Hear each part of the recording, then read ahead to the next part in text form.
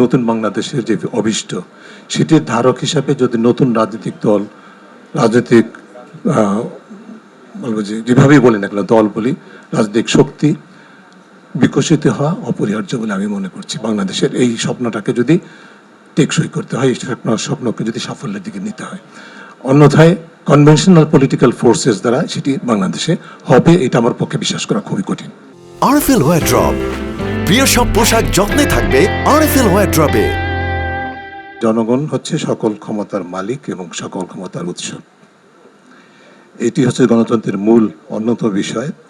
এর পাশাপাশি যারা অনুযায়ী আরও যে চালিকা শক্তিগুলো গুরুত্বপূর্ণ অনুঘটক হিসাবে কাজ করে, সেগুলো রাষ্ট্রীয় প্রতিষ্ঠানগুলো এবং সরকার, সেগুলো পরিচালিত হবে জনস্বার্থে, জনগণের প্রতি জবাবদিহিতার ভিত্তিতে এবং জনগণের কল্যাণে, জনগণের জনস্বার্থে, জনগণের কল্যাণে এবং জনগণের প্রতি জবাবদিহিতার ভিত্তিতে পরিচালিত হবে রাষ্ট্রীয় প্রতিষ্ঠান এবং সরকার।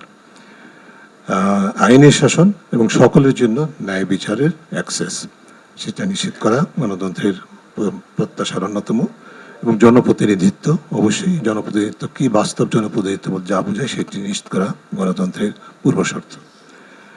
এবং যেটা অপারেশনালি যেটা হয় সেটা হচ্ছে যে এটা হচ্ছে গণতন্ত্র হচ্ছে একটা সংখ্যাগরিষ্ঠের শাসন, কারণ জনপ্রতিনিধিদের মাধ্যমে সংখ্যাগরিষ্ঠ যারা অর্জন করেন তারা সরকার গঠন করেন।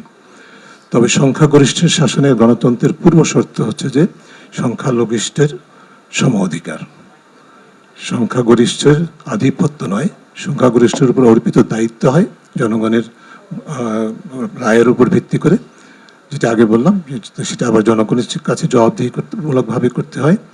কিন্তু একই সাথে শাসনটা হবে না সংখ্যাগরিষ্ঠের শাসন, কিন্তু সংখ্যাগরিষ্ঠের শাসনটাকে নিশ্চিত করতে হবে সংখ্যালঘিষ্ঠ বা সংখ্যালঘু যারা, তাদের সম অধিকার, সংখ্যাগরিষ্ঠের সাথে সংখ্যালঘিষ্ঠের সমান অধিকার নিশ্চিত করতে হবে।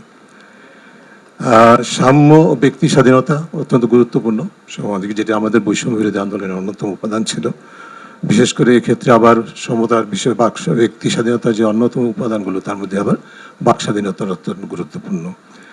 ব্যক্তিগত জীবনের স্বাধীনতা, অধিকার বা সম্পত্তি নিরাপত্তা, মৌলিক অধিকার সহ সকল ব্যক্তিগত যে অধিকার আছে, এমনকি ব্যক্তিগত গোপনীয়তার অধিকার, সেই বিষয়গুলো নিশ্চিত হয় গণতন্ত্রে।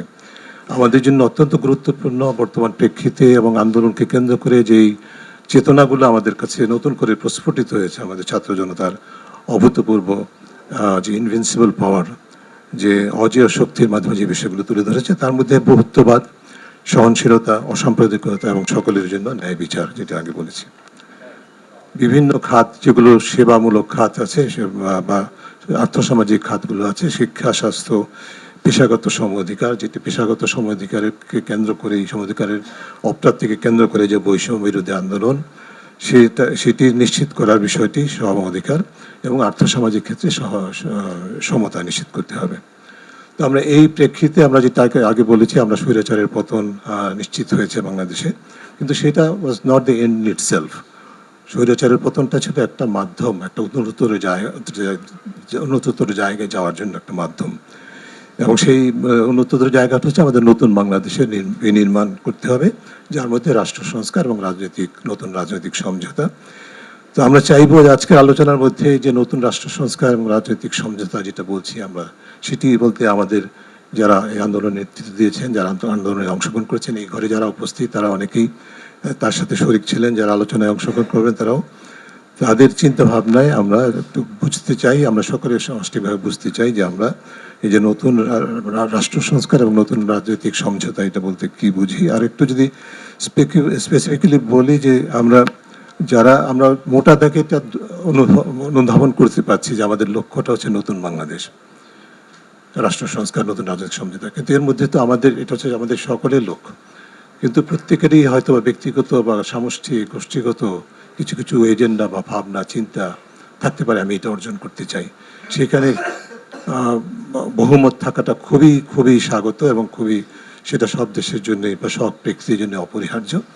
কিন্তু সেই বহুমতটা কিভাবে সমন্বিতভাবে একটা ঐকমত্যে পৌঁছাবে, এবং সেখানে কি আগে যেটা বলেছিলাম সংখ্যাগরিষ্ঠের বা যারা তুলনামূলকভাবে বেশি বলিয়ান, যারা আন্দোলনের ফলেই হোক অন্য যেভাবেই হোক নিজেদেরকে বেশি বলিয়ান ভাবছেন, বা যারা আন্দোলনের ফলে হোক যেভাবেই হোক নিজেদেরকে রাজনৈতিকভাবে বিজয়ী ভাবছেন বা বিজয়ী হয়ে যাচ্ছেন বা বিজয়ী হয়ে গেছেন বা বিজয়ী হবেন ভাবছেন, তাদের প্রত্যাশাটাকে আমরা অন্যদের সকলের উপরে বাকিদের উপরে চাপিয়ে দেব, নাকি আসলে এখানে একটা সমঝোতার উপায় আছে?